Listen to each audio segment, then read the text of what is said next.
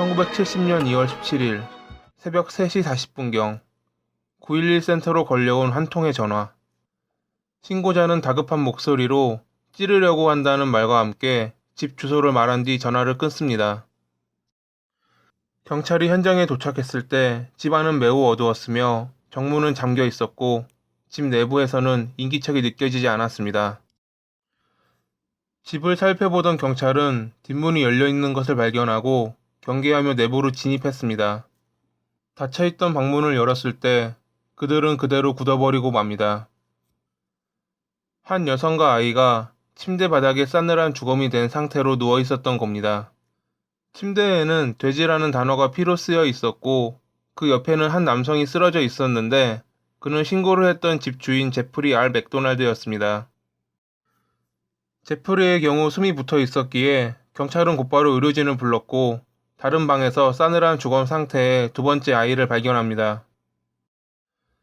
4명으로 구성된 제프리 일가는 아내 콜렛과 5살의 킴벌리, 그리고 2살의 크리스틴이 사망하면서 제프리 홀로 남게 됩니다. 더욱 안타까웠던 것은 콜렛이 임신한 상태였다는 겁니다. 제프리는 곧바로 병원으로 이송됐고 가벼운 뇌진탕과 타박상, 작은 자상, 21군데가량의 깊지 않은 송곳으로 찌른 듯한 상처만 있었기에 그는 일주일 만에 퇴원합니다. 범인의 흔적을 발견하지 못한 경찰은 제프리에게 자초지종을 듣게 됩니다. 사건이 일어나기 전날 저녁, 제프리는 거실에 있는 소파에서 잠이 들었습니다. 처음에는 안방 침실에서 콜렛, 크리스틴과 함께 잠을 청했으나 크리스틴이 제프리의 옆구리에 오줌을 싸게 되면서 그는 기저귀를 갈아주고 거실로 나와 잠에 들었다고 합니다. 얼마 후 그는 콜렛과 킴벌리의 비명소리에 깼고 집에 침입자가 있다는 것을 알게 됩니다. 남성 3명과 여성 1명으로 이뤄진 침입자들은 곧바로 제프리를 공격했습니다. 제프리는 침입자를 흑인 남성 1명과 백인 남성 2명, 백인 여성 1명이라 주장했고 그중 백인 여성이 애시드 이즈 그루비, 킬 더 피그라고 외쳤다고 합니다. 그렇게 침입자들에게 둘러싸여 제프리는 몽둥이와 얼음 송곳으로 공격당했고 그는 격렬하게 저항했으나 침실로 통하는 복도 끝 거실에서 의식을 잃었다는 게 그의 진술 내용입니다. 우선 내용을 더 설명하기 전에 위에서 언급했던 애시드 이즈 그루비, 킬 더 피그에 대해서 잠시 짚고 넘어가려 합니다. 사건 발생 1년 전에 미국에서는 광신도 히피 집단이 약을 복용하고 끔찍한 범죄를 일으킨 사건이 있었습니다.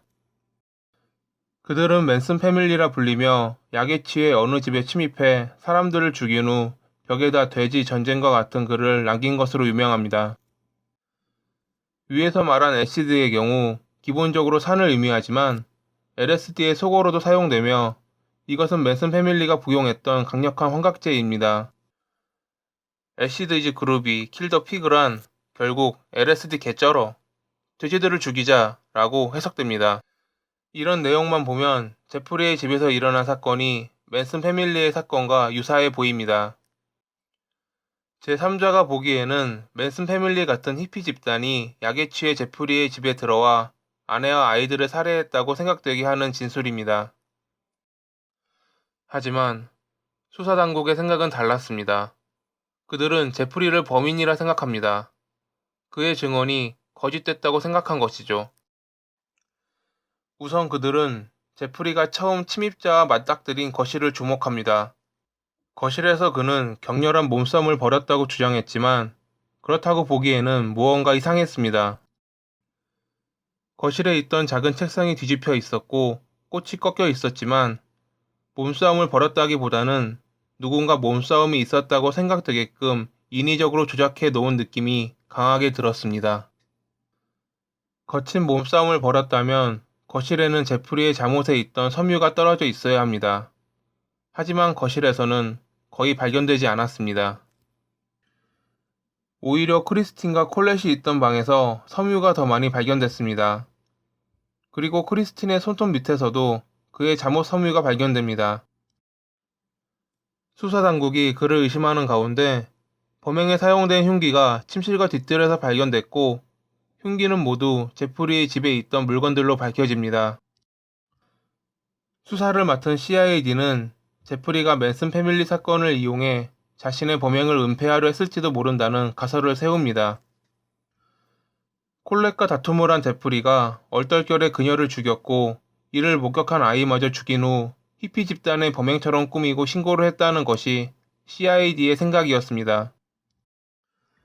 1970년 4월 6일 미군 장교였던 제프리는 미군 조사관들에 의해 신문받았고 한 달 후인 5월 1일 미군은 공식적으로 그를 가족 살해 혐의로 기소합니다. 제32조 청문회에 소집된 그는 2개월간의 심사 끝에 그가 주장했던 침입자와 인상차기가 비슷한 남성을 목격했다는 목격자가 나타나면서 소집 해제됩니다.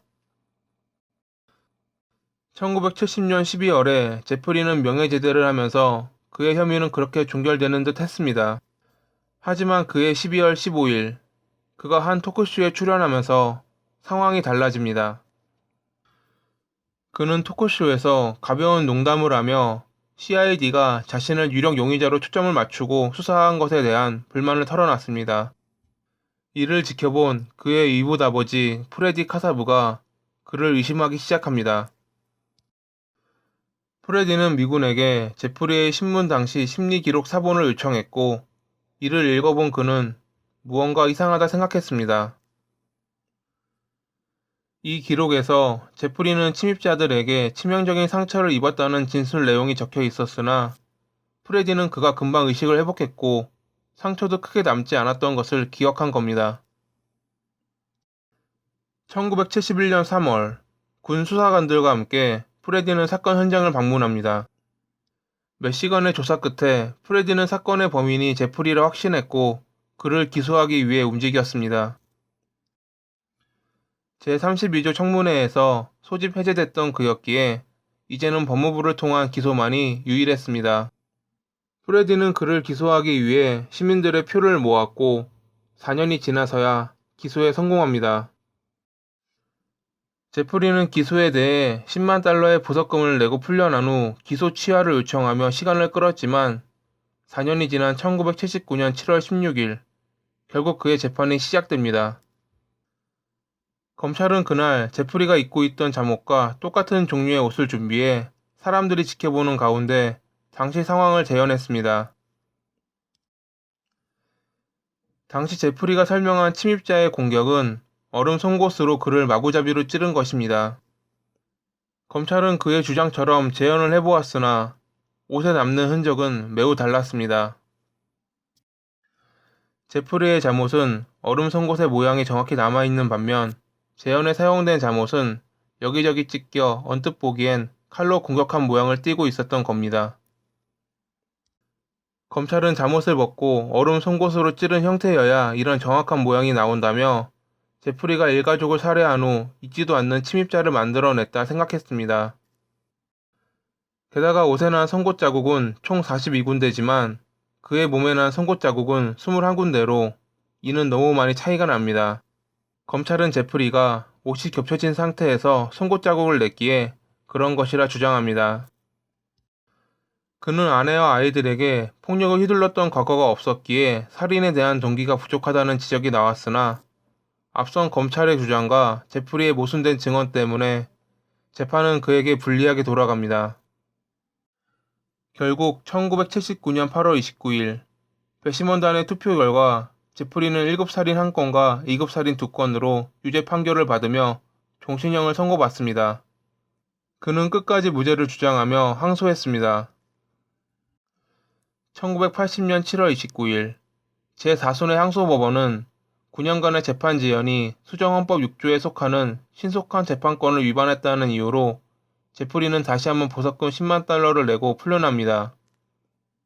하지만 1982년 3월 31일 재판부는 그의 권리가 침해되지 않았다며 다시 한번 그를 연방교도소로 데려옵니다. 1991년엔 가석방 신청 기회가 생겼으나 제프리는 자신의 무죄를 주장하며 가석방 신청을 거부했고 지속적인 항소를 합니다. 2005년 제프리는 두 번째 부인과 변호사들의 권유로 가석방 청문회에 응했으나 그의 가석방은 거부됩니다. 그의 다음 가석방 심사 기회는 2020년 5월에 돌아옵니다.